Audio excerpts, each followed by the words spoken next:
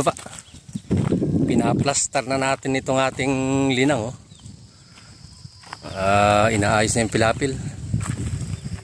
Bali, padalawang araw na tayo nagpapaayos itong pilapil na to.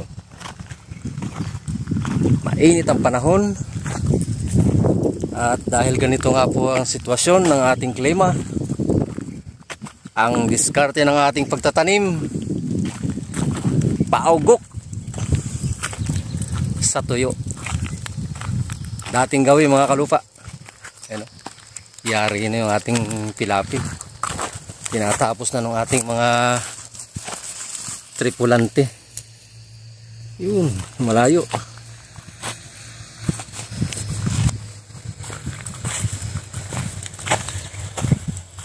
Tsatsaga nila talaga, bagay malambot to dahil na iparotivator na natin nung nakaraang araw. Naulan na nga yung ating mga tirang damo dun sa pagkaka-rotivator bumerde na uli, palibasa yan, naulan na. Pero bali wala yan dahil bukas titirahin na natin ng paugok, sabog igang tuyo yung ating linang.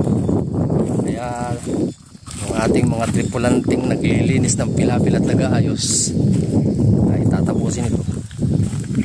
At yun nga po, sabog tuyo sa mainit na panahon. Yun na mga kalupa, may sabog na itong ating paugok sa tag-araw.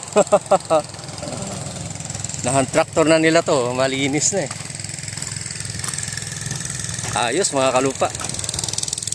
Dahil medyo mamamasa-masa naman yung ating linang, ay pagka ito'y naka isang linggo sibol na rin.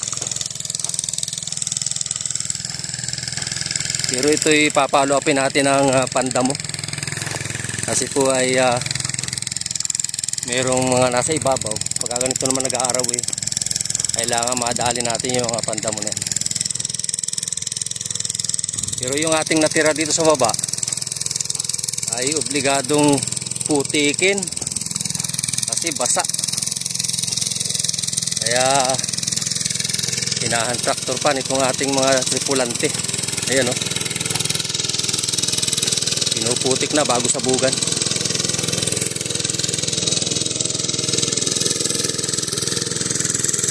Dalawang klase, merong pinutik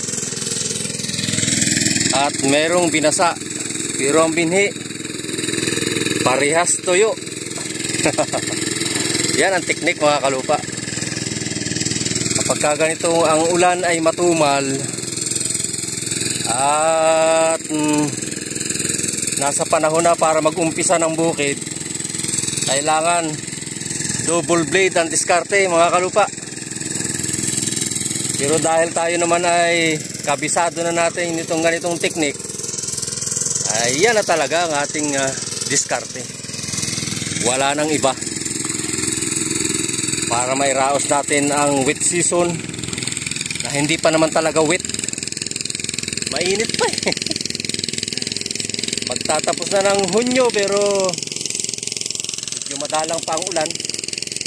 Ito'y kaya nagkatubig dahil siyempre nasa medyo mabang lugar na. Tabing bundok po tayo Kaya yung dalawang pilapil, dalawang hila na medyo may tubig yan na, pinutik na nitong ating tripulante. At yan tatapusin na ngayon.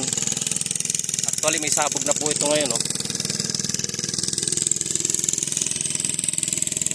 tatapusin ito ngayon. Paugok sa tuyo at sa basa. Magandang araw mga kalupa.